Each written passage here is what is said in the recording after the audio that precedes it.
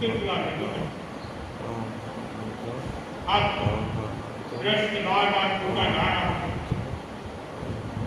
और गुरु भी इस बात को कहना नहीं चाहते, लेकिन शिष्य खड़ा हो जाता है और वो शिष्य कहने लगता है, मेरा विश्वास करो, मैं किसी को नहीं बताऊंगा कि आपने मेरे किसी को उत्तर दिया। आप बहुत हट करना और मेरा किसी को नहीं बताऊंगा। तो गुरु कहते मुझे कि इस राजकुमारी का वर्ष ये दुनिया का लड़का है जो गरीब है, जो आलसी है, जो काम नहीं करता, इसके साथ उसका पता नहीं। ये बात राज दुनिया राज नहीं होने लग जाते थे। गुरु की आज्ञा रहती है घर जाने की, उनके कार्य में जाना है, आपकी आज्ञा और गुरु की आज्ञा रहती वो राज महल की क्या उसकी रानी का महल होता है, कानून के राजा नहीं जाती, किसके राजा है राजा और रानी बेटा और राजा के पास क्या दूसरी महल के सामने कर दो। अब राजा और रानी इसे समझा के क्या बात हो गई, किससे रुक के आई हो, तुम्हें क्या चाहिए, कि चाहिए तो हमको बताओ, तुम्हारी हर बात हम पूरी थी। अब वो कुछ नहीं थी, बार बार राजा रानी मना की बहुत राजा कल आ जाता राजा कि जो भी मांगेगी कि वो लाकर भेजेगा, जो भी मांगी वो लाकर भेजेगा। तुम आप चाहिए कि नाराज मत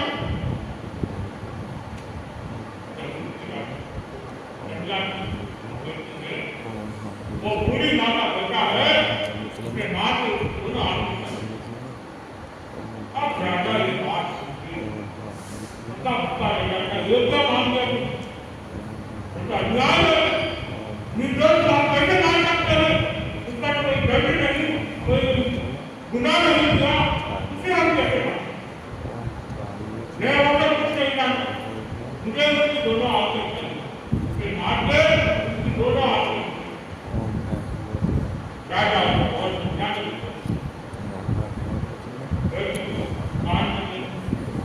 उसके मन में रहेगा तो मेरी शादी के नाम, अगर वो बढ़ जाएगा तो उसके साथ मेरी शादी। अब राजा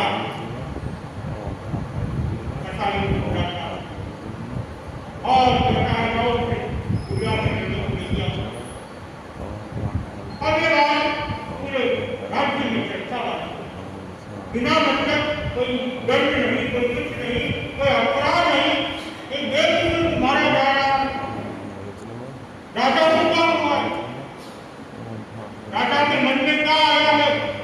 जैसे तो आज एक को मार रहे हैं, हमारा भी नंबर आ सकता है, हमें भी कभी भी दंड मिला जा सकता है बिना मतलब के।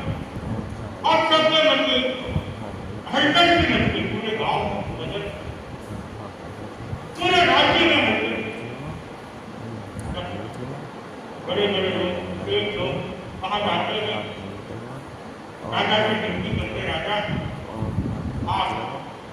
आप एक फरमाना है और ये अन्याय है, हम अन्याय कैसे सही करेंगे? राजा पूरी घटना सुना कि मेरी बेटी का एक इच्छा है और मैं अगर इसकी इच्छा नहीं थी तो धमकी देने की मैं मरता हूँ। अब एक धमकी अपना भूमिका कर देते हैं, जब कोई राजा के साथ यहाँ पे राजकुमारी धमकी दे रही है, अगर उसने नहीं मारा तो मैं मर जाऊँ और इधर वो बेकसूर को मारा जा रहा है। तो राजा कहते जाओ पकड़ के लो, उसे बंदी बना के लाया करता है और आगे बढ़ के जाओ उसे मार के दोनों आदमी अगर में अब पूरिया बहुत रोती गई, विरक्ति गई, राजा के पैरों में गिर जाती। राजा अपनी बेटी की खुशी के लिए उसका चुपने वाला था। राजा किसी भी बात में नहीं सुनता और अब उसे जो मारता है उसको भेजेगा, उसे मार के उसके आगे नोट देगा, दोनों आगे। अब उसे जंगल में लेके जाते हैं मारने के, तो वो लड़का उनके पैरों में गिर जाता है। इतना मुझे गया मुझे मत मारो, मेरा कोई गुनाह नहीं, मैंने किसी को कुछ नहीं कहा, ना तो किसी से मैंने बोला है, ना किसी को कहा है, ना किसी को गाली दी है, ना किसी को मारा है मैंने, ना चोरी की है, ना कुछ किया है। मैं तुम्हारे पुत्र की सवाल मुझे पुत्र समझ के बोलो, और बहुत होता है, गिरता है, पैरों में गिर जाता है। लेकिन राजा का वो भी बंधा हुआ है अपने आज्ञा से, क्या कर सकता है? वो सोचता है ऐसा करता हूँ, इसे अगर दे देता हूँ दूर और मैं किसी जानवर के हाथ में लेके चला जाऊँ तो ये बड़ा मारने का पाप मेरे से टकरा है। एक आदमी को मारने का पाप मेरे टकरा। अब ये सोच लो, उनसे कहते तुम यहाँ से इतना दूर चले जाओ, वापस जिंदगी में शहर में कभी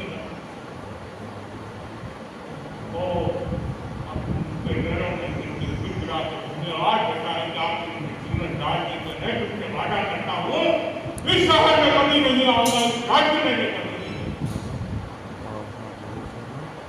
और वो एक विरल को बात की आपने राजा के सामने राजा ने राजकुमारी राजकुमारी आप लोग पेड़ों के पूछन देती है और कहती है अहंकार करना है। हाँ देखो मेरे पति होने वाले पति जो गुरु ने कहा था ये मेरे पति होगा, उसकी आंखों को मेरे पेड़ों के निकल गई। अब कौन सा पति, कौन सा वो आज भी मेरा पति बनेगा? ऐसा पति कभी नहीं बन सकता। क्या अहंकार हो क्या वो भागती भागती भागती ना दूसरे राज्य में पहुंच जाता हूँ और उसे जोर से प्यास नहीं हुई, नदी के किनारे पानी पी रहा था और वहां से एक हथनी आती है, एक माला लेती हथनी गरीब के गरीब मारा जाता। वहां का राजा बना हुआ था, उसके बच्चे कोई नहीं थे, तो वहां की प्रजा ने यह फैसला किया था कि हथनी जिसके गले में वरमाला डालेगी वो राजा बने। अब उसकी किस्मत देखो, कहा वो गरीब आलसी कोई काम करने वाला नहीं, खाने की नहीं था, यहाँ आया पानी पी रहा था, हथनी उसके गले में वरमाला डाल राजा बने। वो राजमहल के रास्ते में मिलाते हैं मिलाते हैं, अच्छे अच्छे वस्त्र पहनाते हैं, आभूषण पहनाते हैं और राज और उसे राजा बनाया जाता है। अब राजा बन गए। अब धीरे धीरे तो कुछ आ नहीं रहा था, कुछ नया नया था, राजमहल और राज सिंहासन पहली बार देखा हुआ था, तो मंत्री लोग उसे सब प्रेरणा देते हैं, ऐसा बनना है, ऐसा करना है। अब वो जैसा बोले गए वैसे काम करता गया, राज चमकने लगा। अब जब राज चमकने लग गया, अब चारों तरफ बातें फैलने लग गई कि देखो वहां का राजा नया नया राजा बना है, इतना अच्छा काम कर रहा है। ये बात राजकुमारी राजा देखो बहुत जल्दी छोटी सी आयु में अभी अभी राजा बना है, इतना जल्दी पूरी राज्य को आस पास के राज्य भी उसकी तारीफ कर रहे हैं और राजा बहुत ऊंचा है, दिमाग की बात कर रहे हैं और क्या बात कर लेता है, राजा बन के नाम बदल जाता है। तो राजा बेटा ठीक है, मुझे कोई आपत्ति नहीं है, लेकिन मेरी एक शर्त है। बोलो क्या शर्त है?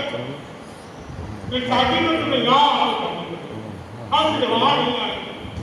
बोले देखो ये का एक दिन के लिए आप आ जाओ, अच्छा है कि तुम्हारा राज्य बहुत छोटा है, तुम्हारी बराबरी हमारी बराबरी नहीं हो सकती, आपको वहाँ आके शादी करो।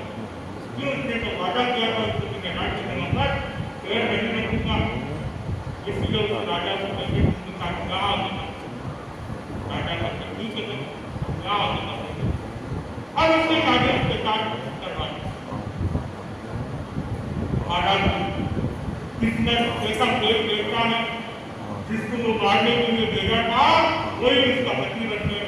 लेकिन राजा बनने के बाद एक तो गरीब था तो खाना पीना कपड़े उसके साथ में, अब राजा बनने में खाट मार के रहता, रंग बदल गया, खाने पीने को अच्छा मिल रहा था, शरीर भी अच्छा बन गया, वो पैसा में तो आया ही नहीं मुझे। शादी हो गई, सुबह रात का दिन, रात को आया वो तो सो रहा आराम से पराठे ले रहा, रात की मारी सोची क्या बात है, आज तो हमारे पहली रात में तो नींद निकाल बारह की नींद नहीं आई, नाटक कर रहा था। रात की मारी थोड़ी देर गुजरात फिर सामने से जाके एक बार दो बार तीन बार आवाज जवाब दे, फिर एक बार थोड़ा सा और आंखों में आंसू आ गए। राजकुमारी ये आंसू देख के उठा बैठ गया, बोला क्या हुआ क्यों रो रही हो? क्या आपकी शादी हुई है और आप मेरे से बात भी नहीं, आप सो गए, कम से कम बोल के तो सोचे थक गए आप, कोई बात नहीं, आप कुछ बात ही नहीं सो गए ऐसे अनजान शहर में मैं तुम्हारे भरोसे आई हूँ और तुम ही ऐसा करोगे तो मेरा क्या होगा? फिर वो राजा अपनी पत्नी से कहता देखो तुमने कोई गुनाह किया है? मुझे तो आज तक कोई गुनाह नहीं, अच्छी तरह से सोच लो। नहीं नहीं मैंने कोई, तुमने किसी की हत्या बताई है तो मैंने कोई झूठ बोल दिया, इससे याद कि मैंने माँ के बच्चे को हत्या बताई थी, उसके आंखों को मेरे से नोचा था, अब इसको कैसे पता चलेगा? ये अपनी गलती हो जाती है उधर पर एक बात नहीं, इसे कैसे पता चलेगा?